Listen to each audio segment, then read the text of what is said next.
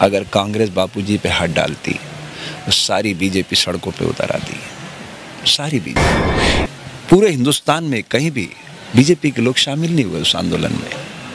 तो घटना तो साफ थी, कोई बड़ा आदमी उसको हैंडल कर रहा था। तो वो आदमी कौन था? वो नरेंद्र भाई थे। पूरे सारे देश के एजेंसियों को खाए जा रहे हैं, वो सीबीआई को खा गए।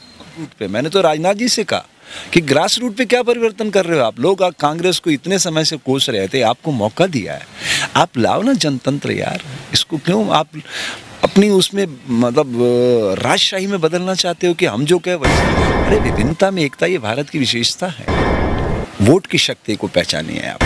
लेकिन नरेंद्र भाई को उसके लोकसभा क्षेत्र में हरवा कर वो चुनाव हारे, दूसरे दिन बापूजी बाहर हो जाएंगे। ये उसका समाधान बता रहा हूँ आपको। ये जनतंत्र है और बड़ी बड़ी बातें की जा रही डिजिटल वर्ल्ड की नरेंद्र भाई द्वारा। डिजिटल तकनीक का इस्तेमाल उन्होंने किया, लेकिन वो लाया तो राजीव गांधी था। भाजपा और कांग्रेस बहुत व्यापक शब्द है, वो विचारधाराएं हैं। मैं नरेंद्र भाई की बात कर रहा हूँ व्यक्तिगत रूप से। उसने अपनी ताकत का दुरुपयोग करते हुए बापूजी को फंसवाया।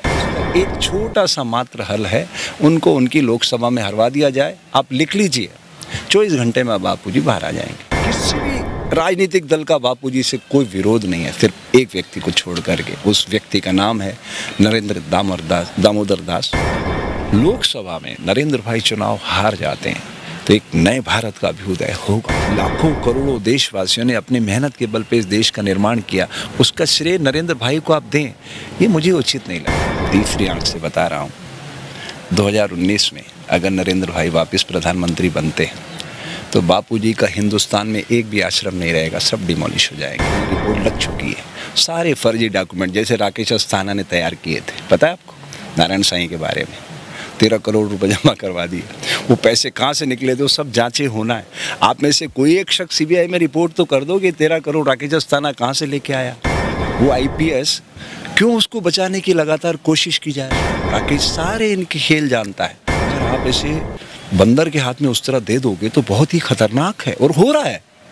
देश तो आपातकाल से भयानक स्थिति में पहुंच चुका है, आपको नहीं दिख रहा है, मुझे तो साफ दिख रहा है दृश्य। आप माने न माने, मैं लिख के दे सकता हूं आपको कि एक भी आश्रम अगर आप बापूजी का चुनाव के बाद रह जाए, अगर नरेंद्र भाई प्रधानमंत्री बन गए तो आप कह देना स्वामी जी आपका ज्ञान गलत।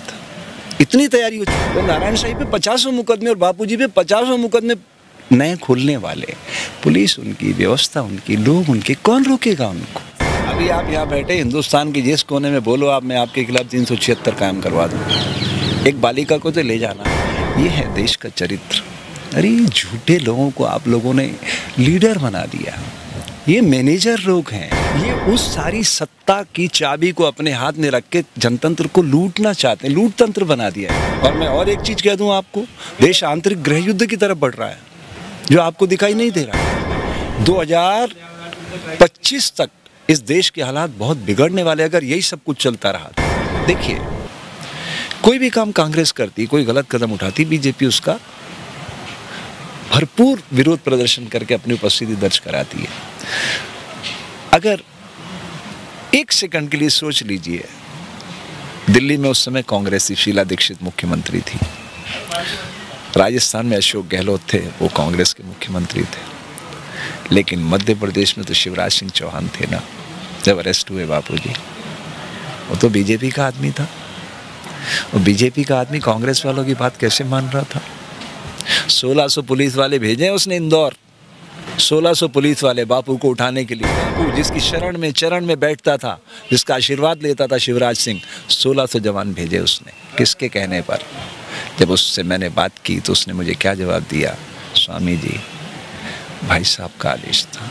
वो भाई साहब कौन है? नरेंद्र दामोदर दास मोदी। समझिए यार, एक मौका है तुम्हें 2019 में, हरा दो इस बंदे को लोकसभा चुनाव। है क्या उसमें? एक बड़बोला बातूनी परेश रावल से ट्रेनिंग करके एक्टिंग सीख के आया वो आदमी। क्या किया उसने 5 सालों में इस देश के लिए? कुछ नहीं किया, सारी रीब्रांडिंग की है उसने। बल्लेबाज आदमी, इसका तो हारना जरूरी है लोकसभा में। कौन कहता है भारत आजाद हो गया? जिस देश के 27% बच्चे पूर्णिमा के खिलते हुए चांद में चावल की रोटियां खोजते हो, आप कहते देश आजाद।